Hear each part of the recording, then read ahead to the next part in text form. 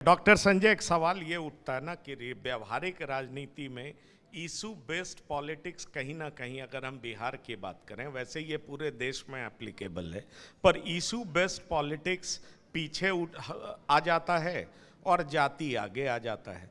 प्रशांत किशोर की चुनौती ये है, उनकी पार्टी की चुनौती ये है कि उनका कोई आधार वोट बैंक तो है नहीं, शिव पूजन जी। तो इसीलिए अब प्रशांत किशोर डायरेक्ट अटैक करने लगे हैं, इशू से हट करके सोशल कॉम्बिनेशन बनाने लगे हैं। शुरुआत में उनको बीजेपी की बी टीम कहा जाता था, प्रशांत किशोर पांडे कह करके आरजेडी बुलाने लगी थी। अब कहा जा रहा है बीजेपी के द्वारा कि ये महागठबंधन के बी टीम है। आपको ये लगता है कि जितना नुकसान पीके एनडीए को करेंगे उतना ही नुकसान ओवैसी महागठबंधन को कर देंगे, बात बराबर हो जाएगा? और फिर अगर हम सोशल इक्वेशन देखें तो उसमें फिर से एनडीए लीड पे दिखाई पड़ेगा। कैसे देखते हैं आप? बिल्कुल बैलेंसिंग एक्ट हो सकता है, इसकी बहुत प्रबल संभावना है। प्रशांत किशोर की तरफ लोग बड़ी उम्मीद से देख रहे थे, लेकिन अब जिस तरीके से उनको भी शायद अगली रियलिटी का रियलाइजेशन होना शुरू हो गया है कि रिजिड कास्ट लाइंस पे वोटिंग होती है और उसे ब्रेक करवाना भी मतलब ये विडंबना है हमारी राज्य की, उसे तोड़ पाना बहुत मुश्किल है। लेकिन आपने देखा कि 2005 में नीतीश कुमार ने इतना सॉलिड जो वोट बैंक हुआ करता था, भाई कहा जाता है ना कि राजद तो बैटिंग शुरू ही करता है 32% से, उनकी बैटिंग 32% पे होती है, तो बाकी पार्टियां पहले 32% पहुंचेंगी, उसके बाद ऐड ऑन करेंगी, तब फिर सरकार बनाने की सोच सकती है ना। लेकिन वैसी ही परिस्थिति में नीतीश ने अपनी एक कॉन्स्टिट्यूएंसी डेवलप कर ली, अपने लिए एक वोटर का बेस किया। ऐसे लोग जो कुछ हद तक आप देखते हैं कि वो उनका रिवर्स कंसोलिडेशन हो सकता है, उस पर नजर हुई। अब देखिए क्यों प्रशांत किशोर क्यों अपना मतलब why he has thrown his hat in the ring, उसके पीछे मूल कारण आप समझिएगा। ये बिल्कुल कॉमन नॉलेज में है कि नीतीश कुमार का स्वास्थ्य जो है वो गिर रहा है। पब्लिक डोमेन से नीतीश कुमार बहुत हद तक धीरे धीरे कटते चले जा रहे हैं। When was the last time जब आपने नीतीश कुमार को लोगों से संवाद स्थापित करते सुना या कोई पब्लिक स्पीच देते सुना? हमने तो वो दौर देखा है जहां पर वो सीधा 1-to-1 कॉन्टैक्ट एस्टैब्लिश करते थे और जितने भी फरियादी, चाहे मगध के इलाके के हों या किसी दूर के इलाके के हों, उनके जनता दरबार में पहुंचे नीतीश कुमार, उनके साथ संवाद स्थापित करके 1-to-1 करेक्ट, वो यूएसपी था नीतीश कुमार का। सुशासन बाबू तभी कहलाए थे। 5 से 10 का दौर हमने देखा था जब सड़कों का जाल बुना गया। फिर एक बेहतर दौर ये भी आया कि विद्युतीकरण बहुत ज़बरदस्त हुआ। बियॉन्ड दैट आई थिंक कि उसके बाद कोई खास डेवलपमेंट नहीं हुआ। लेकिन मैं आपको कह रहा था कि Nitish Kumar if he could succeed, धीरे धीरे अपना कार्व आउट करने में एक कॉन्स्टिट्यूएंसी कार्व आउट कर पाए।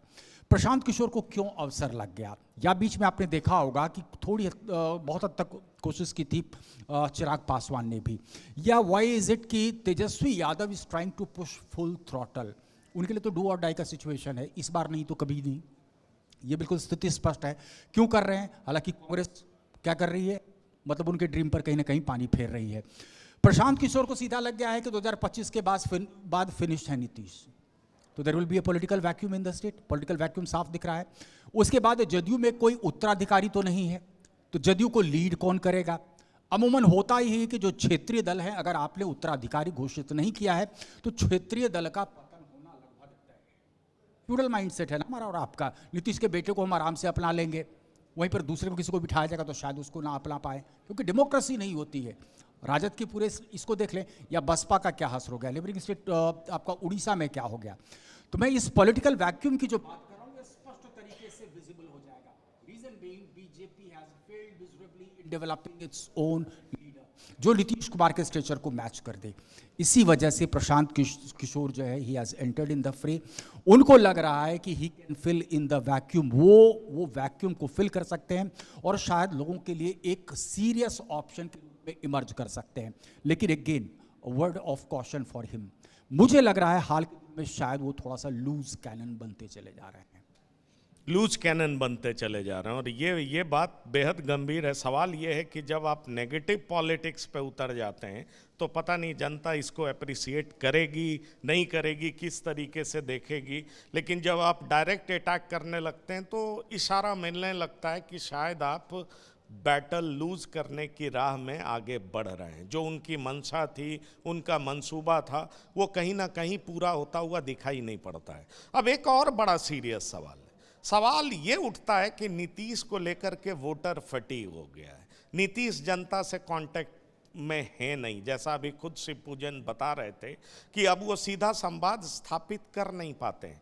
पर इसके काउंटर में लॉजिक ये दिया जाता है कि कुछ भी हो जाए, नीतीश कुमार के जो बेनिफिशियरी हैं वो नीतीश कुमार से जुड़े हुए हैं, और इसीलिए बीजेपी उनको बिल्कुल सिरे से खारिज नहीं कर रही है, जबकि उनके स्वास्थ्य को लेकर के बहुत तरह का सवाल है। उनका कई बिहेवियर ऐसा है जो चर्चा का विषय रहा है। तो ऐसे में सवाल ये उठता है कि क्या नीतीश का वोट अभी भी इंटैक्ट है? क्या महिलाओं में अभी भी वो उतने ही पॉपुलर हैं? अति पिछड़ा अभी भी उनके साथ जुड़ा हुआ ही है? क्या 13-14% वोट जिस पर नीतीश के बैठे होने की बात कही जाती है, क्या वो अभी भी इंटैक्ट है? देखिए, कल मैंने एक सर्वे देखा। अब उसका सैंपल साइज कितना बड़ा था छोटा था मुझे नहीं पता है, लेकिन उस सर्वे में जो चीज़ें आई उसमें आया कि आरजेडी को 36% की जगह पर इस बार 39%, और एनडीए को 39 की जगह पर 42%, और प्रशांत किशोर को भी उन्होंने 10% दिया था। अब वो 10% वोट किसका काटेंगे, एनडीए का काटेंगे, इंडिया का काटेंगे, ये तो हम लोग कभी फिर बात कर लेंगे।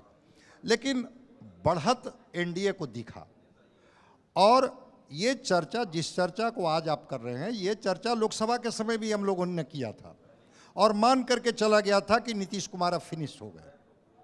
लेकिन बीजेपी ने बहुत वाइजली उनको अपने फोल्ड में लाई, और फोल्ड में लाई तो बिहार का परिणाम क्या हुआ आप देख सकते हैं कि 30 सीटें एनडीए जीतती है बिहार में, 30 सीटें एनडीए जीत जाती है। उसमें नीतीश कुमार को कितना बढ़त मिलती है। और इसका एक बेस्ट एग्जाम्पल मैं बताता हूँ कि सीतामढ़ी के एक परिवार से मेरी बात हो रही थी।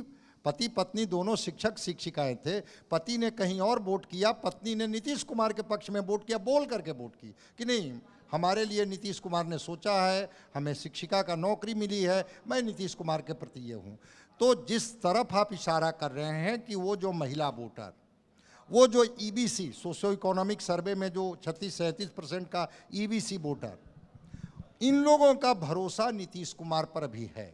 ठीक है, लीडरशिप को लेकर के एक है मरमरिंग, जो अमित शाह जी ने कभी कह दिया कि टाइम बिल से कि चुनाव के बाद हमारा मुख्यमंत्री कौन होगा अभी हम कैसे बता दें।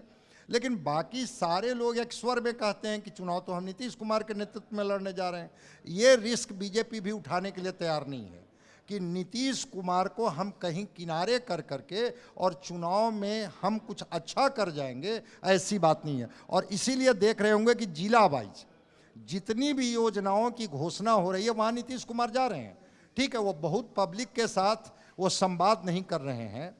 वो जो नीतीश कुमार जो बेबाकी से बोलते थे, अब वो लिखा हुआ स्क्रिप्ट पढ़ रहे हैं, लेकिन योजनाओं की घोषणा नीतीश कुमार कर रहे हैं।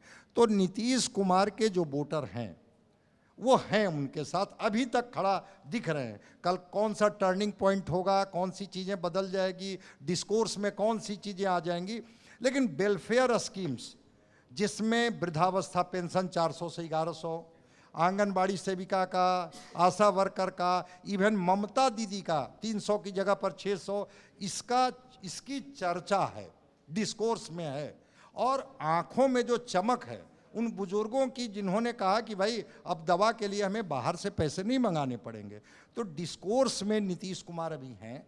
स्वास्थ्य को लेकर के जितने सवाल उनके ऊपर उठा दिया जाए, लेकिन अभी वोटर होता है ना, चुनाव में कुछ फ्लोटिंग वोटर होते हैं कि मिजाज क्या है भाई, वो कुछ लोग साइलेंट रहते हैं और फिर वो अपना मन बनाते हैं अंतिम समय। तो फ्लोटिंग वोटर के बारे में तो अभी कुछ मैं नहीं कह सकता हूँ, लेकिन नीतीश कुमार के साथ जो वोटर है, वो जो 15-16% की बात हम लोग करते हैं, वो 15-16% अभी भी इंटैक्ट है। और कास्ट रीजन सोसाइटी के बाद भी एक चीज़ मैं बता रहा हूँ कि अगर कास्ट रीजन सोसाइटी बिहार में है तो आखिर महिलाओं में कास्ट फैक्टर क्यों नहीं है भाई? वो महिला क्यों नीतीश कुमार के साथ खड़ी है? वहाँ तो कोई डिस्क्रिमिनेशन नहीं, वो बेनिफिशियरी है ना, इसलिए वहाँ पे इसका फायदा है। बिल्कुल बिल्कुल बिल्कुल। तो शिवपूजन जी, एक थोड़ा सा ऐड ऑन कर रहा हूँ, बड़े महत्वपूर्ण तरीके से, बहुत बेहद स्पष्टता के साथ इन्होंने बात को रखा है।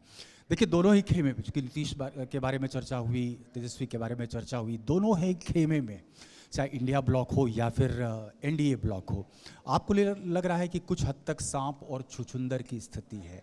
मैं स्पष्ट करता हूं, ना उगलते बनता है ना निगलते बनता है। कांग्रेस की मजबूरी है कि वो तेजस्वी यादव का नाम जाहिर मुख्यमंत्री के तौर पर नहीं कर सकती, क्योंकि पता है कि एसआईआर के मुद्दे पर जिस तरीके से बिहार का भ्रमण किया तो शायद ये उम्मीद संजोए हुए हैं कि 4-5% का वोट शेयर में इजाफा हुआ है, और अगर वो तेजस्वी का नाम आगे कर देते हैं तो वो जो इजाफा हुआ है सब गुड़ गोबर हो जाएगा। यह है मजबूरी कांग्रेस की, तभी वहां पर उनकी घोषणा नहीं हो रही। ये क्यों नहीं खुल करके बता पा रहे हैं कि भाई मुख्यमंत्री नीतीश कुमार नहीं होंगे? जो सारे लोग, सारे जितने भी आप पॉलिटिकल पंडित से बात करें, सब कहेंगे कि नीतीश कुमार किसी भी कीमत पर अगला मुख्यमंत्री नहीं होंगे। ये क्यों नहीं खुल करके कह पा रहे हैं? क्योंकि इनको ये डर सता रहा है कि नीतीश, जैसे ही ये पता लगेगा कि नीतीश कुमार फिर पलटी मार सकते हैं या नीतीश कुमार अगले मुख्यमंत्री नहीं होंगे, तो ये जो साइलेंट वोटर है, जो नीतीश कुमार के साथ बिल्कुल साइलेंटली रहता है, इसका मूड बदल सकता है। ये डर सता रहा है भाजपा को। मूड बदलेगा या नहीं बदलेगा, लेकिन भाजपा को ये डर सताता रहता है। और इसी डर का फायदा उठा करके आप देखेंगे फिर से बड़े भाई की भूमिका में इस बार रहेगी जदयू। अब